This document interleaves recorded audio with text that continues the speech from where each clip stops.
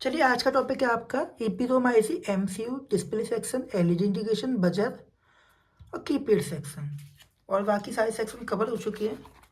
उसके बाद आपकी ये विंडो एसी की पीसीबी कंप्लीट हो जाएगी। सबसे पहले मैं आपको बताऊंगा बजर। बजर क्या करती है कंपनी, 12 वोल्टेज पे एक्टिव होता है ये। इसको 12 वोल्टेज मिलते हैं ULN 2 या 3 IC से, जो कि हर एक पीसी में लगी रहती है। जैसा कि आप इसमें देख सकते हो ये लगी हुई है। इसमें जो इसकी 9 नंबर पिन होती है प्लस वोल्टेज 12 से कनेक्टेड होती है, 12 वोल्टेज प्लस से कनेक्टेड होती है।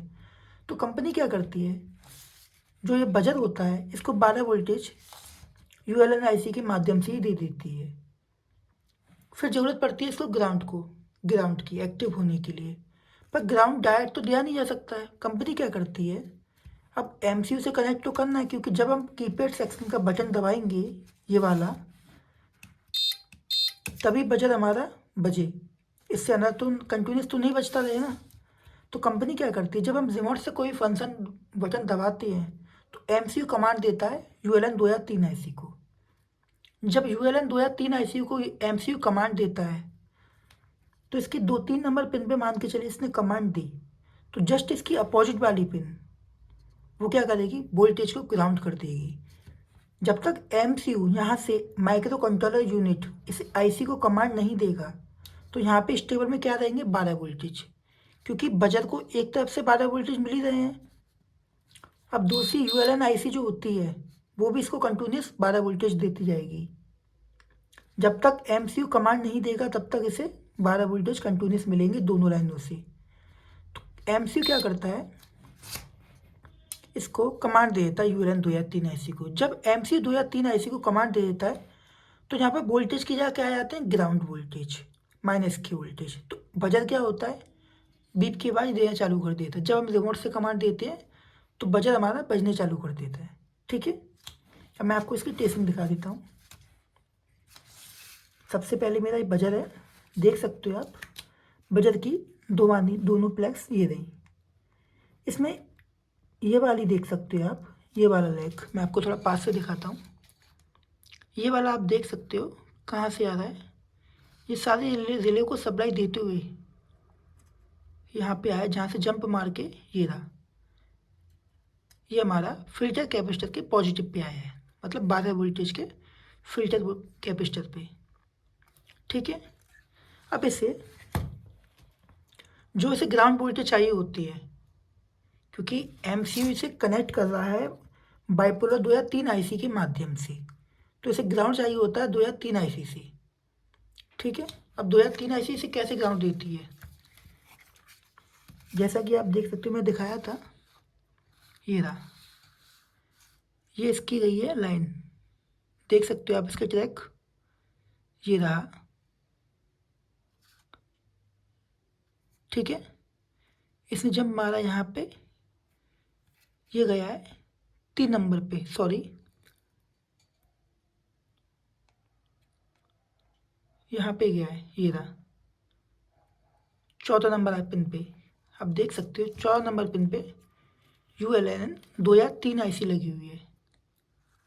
ये आपको दिख रहा है, इसका नंबर भी दिख रहा है ULN 2 या 3 IC। ठीक है, अब ULN 2 या 3 IC को कमांड करेगा MCU, देख सकते हो इसकी जस्ट अपोजिट वाली पिन, ये वाली पिन गई है माइक्रो कंट्रोलर यूनिट MCU को, देख सकते हो ये रही। यहाँ से वाई रेजिस्टेंस लगा के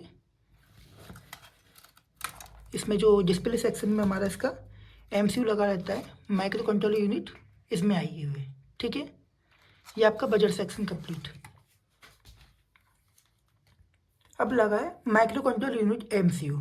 देखिए जो इसका MCU लगा होता है सर्किट में, हर एक पीसी में आपको MCU लगा मिलेगा, जैसा कि ये MCU लगा हुआ है। इसकी कोई टेस्टिंग नहीं होती है, ऑन बॉडी इसको टेस्ट किया जा सकता है। ठीक है, पर इसकी एक टेस्टिंग होती है। अगर MCU का आप डाटा निकालोगे, हर एक IC पे इसका नंबर लिखा रहता है, जैसा कि इस IC पे नंबर लिखा हुआ है आपको दिख रहा है। ठीक है, तो आपको क्या करना है, इस नंबर को गूगल पे सर्च करना है। गूगल पे नंबर डाल के लास्ट में डाल दोगे डाटा शीट, तो इस आईसी की बीसीसी पिन निकल के आ जाएगी। बीसीसी मतलब ये एमसी जो है ना पॉजिटिव 5 वोल्टेज से एक्टिव होता है। तो इसको जो पॉजिटिव 5 वोल्टेज दिए जाते हैं वो एक आईसी के माध्यम से नहीं, मतलब एक फिल्टर कैपेसिटर के माध्यम से दिए जाते हैं, जो कि आपको दिख रहा है इस आईसी के बगल में लगा है। ये जो फिल्टर कैपेसिटर लगा है ना, ये इस आईसी के जस्ट बगल में लगा हुआ है। तो डाटा शीट निकाल के जो इसके 5 वोल्टेज है, अगर ग्राउंड के साथ बीप की आवाज़ दे तो आप समझ जाना कि आपका एमसीयू शॉर्ट हो चुका है, मतलब ये आईसी ख़राब हो गई है। अगर सिस्टम आईसी मेन जो एमसीयू होता है ये ख़राब होने के बाद बोर्ड रिपेयरेबल नहीं रहता है, ठीक है। ये बोर्ड रिपेयर नहीं हो पाता है। अगर आपके पास दूसरी आईसी है तो डाल दीजिए, ब्लैंक एमसीयू ला के अगर डाटा फीड कर सकते हो तो कर लीजिए, बहुत ज़्यादा प्रोसेस हो जाता है, ठीक है। 5 वोल्टेज अगर ग्राउंड के साथ बीप करे, इसका ट्रैक काट देना, ट्रैक काट के अगर इसके बीसीसी पिन जो होती है अगर वो ग्राउंड के साथ बीप करे, डाटा शीट निकाल के ये दोनों आपस में बीप करें, तो आप समझ जाना कि आपका एमसी शॉर्ट हो चुका है। उसके बाद आता है ईपीरोम मेमोरी आईसी। हर एक आईसी लगी होती है, ये आपको दिख रहा है, ये 8 टैंक की आईसी लगी है। मैं आपको थोड़ा पास से दिखाता हूँ। ये आईसी क्या होती है कि जब कंपनी क्या करती है, हमारे जो ब्रेन होता है, ब्रेन तो एमसी हो ही गया, पर जो डाटा होता है, हमारी जो कोडिंग होती है, हर सर्किट में कोडिंग की जाती है, तो कंपनी कोडिंग को इस आईसी में स्टोर करती थी पहले, पर अब तो ये आईसी बंद कर दी है। सारा डाटा एमसीयू के अंदर ही आता है। पहले जो आईसी लगी रहती थी डाटा इन के लिए और डाटा आउटपुट के लिए, तो ये आईसी रीड की जा सकती, मतलब द्वारा इसको कोडिंग किया जाता था पहले, पर अब तो जो डाटा आ रहा है सारा एमसीयू के अंदर ही फीड होके आता है। तो अब बहुत कम रेयर केस में ये एमसीयू की जो रिकॉर्डिंग होती है करी जाती है, ठीक है। मैं आपको ये आईसी लगी है, एक तरफ से डाटा इन जाता है और एक तरफ से डाटा आउटपुट होता है, ठीक है। 5 वोल्टेज बीसीसी पे होती है ये, मतलब 5 वोल्टेज पे एक्टिव होती है। कभी आपको आईसी की टेस्टिंग करनी हो इसकी, अगर ये शॉर्ट हो जाए तो आपको डिस्प्ले है उसमें 88 बना आ जाएगा, मतलब डिस्प्ले के अंदर 00 दिखाया जाए, कोई भी फंक्शन काम नहीं करेगा, कोई भी इसका सर्किट काम नहीं करेगा, सारी जगह वोल्टेज प्रॉपर बनेगी, डिस्प्ले एक्टिव होगी, डिस्प्ले में 88 बना आ जाएगा, क्योंकि आईसी अंदर से ब्लैंक हो जाएगी ये। तो उस कंडीशन में आपको आईसी को द्वारा प्रोग्रामिंग करनी है इसकी, ठीक है। क्रिस्टल, आपको हर एक पीसी में क्रिस्टल लगा दिखेगा। क्रिस्टल की वर्किंग क्या होती है, जो क्लॉकवाइज वर्किंग करता है ये। मैं आपको इसकी टेस्टिंग बता देता हूँ एक सीधी भाषा में। आपको क्या करना है, मल्टीमीटर को डीसी वोल्ट पे रखना है।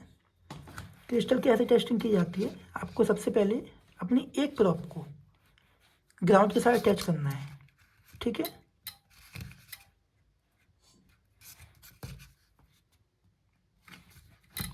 और क्रिस्टल की टेस्टिंग करनी है आपको, देख सकते हो 2.22, इधर कितने आ रहे हैं 2.29 समथिंग, ठीक है।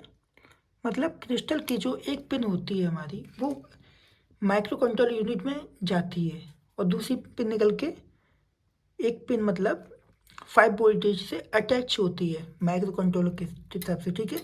और दूसरी पिन जाती है माइक्रो कंट्रोलर यूनिट में, एमसीयू में। होता क्या है कि जो क्रिस्टल होता है अलग, जैसे क्रिस्टल क्या करता है, जो एमसीयू होता है उसको कमांड देता है वारी वारी से, जैसे हमारे यहाँ मोबाइल में टाइमिंग सेट होती है, ये सब क्रिस्टल की बदौलत होती है। तो सेम क्रिस्टल का वर्किंग इसी में यही होता है, ठीक है। आपको टेस्टिंग कैसे करनी है क्रिस्टल की, जब आपकी पीसीबी डेड कंडीशन में आ जाए, जब आपकी पीसीबी डेड कंडीशन में आ जाए, आपके जैसे हर जगह वोल्टेज प्रॉपर बन रहे हैं, तो आपको क्या करना है, एक बार क्रिस्टल को चेंज करके देखना है। इस बोर्ड में जितने मेगा ओम का क्रिस्टल लगा होगा उतनी ही वैल्यू का क्रिस्टल इसमें आपको दोबारा लगाना है। अदर वैल्यू का क्रिस्टल लगाओगे तो वर्किंग नहीं कर। डिस्प्ले सेक्शन, जैसा कि आपने देख रखा है कि स्विच लगी होती है। ये स्विच को क्या करना है, जब आपकी डिस्प्ले में स्विच वर्किंग नहीं करे, जैसे आप 1 बार दबा के देख रहे हो, पर जो भी आप स्विच दबा रहे हो उसकी जगह अदर कोई फंक्शन काम कर रहा है, तो आपको क्या करना है, नॉर्मली इन स्विचों को सारों को निकाल लेना है, सब स्विचों को पीछे से इसकी 4 लैग के स्विच होते हैं, कोई कोई 2 लैग का स्विच होता है। और जो स्विच निकालो सेम नया स्विच ला के डाल दो, क्योंकि मोस्टली स्विच ख़राब होते हैं, इनके रेजिस्टेंस शॉर्ट नहीं होते हैं, रेजिस्टेंस कोई ख़राब नहीं होता है, वो रेयर केस में ख़राब होते हैं। नॉर्मली क्या होता है, जो स्विच होते हैं इनके अंदर कार्बन आके शॉर्ट हो जाते हैं स्विच, ठीक है। अगर आपके बटन दबाने पे टेम्परेचर डाउन करने का बटन दबा रहे हो, आप प्रेस कर रहे हो, टाइमर का बटन प्रेस हो रहा है, तो आप समझ जाना कि आपके स्विच ख़राब हो चुके हैं, इनको चेंज करना है। एलईडी इंडिकेशन, एलईडी में अगर आपकी कोई एलईडी वर्किंग नहीं करी तो ये एलईडी डायोड वैल्यू की आती है। आपको क्या करना है, एलईडी बाहर निकालनी है, मल्टीमीटर से इनकी टेस्टिंग करनी है, मल्टीमीटर से टेस्टिंग करने के बाद नई एलईडी लगा देनी चाहिए। अगर आपकी एलईडी ख़राब है तो नई एलईडी लगा दीजिए।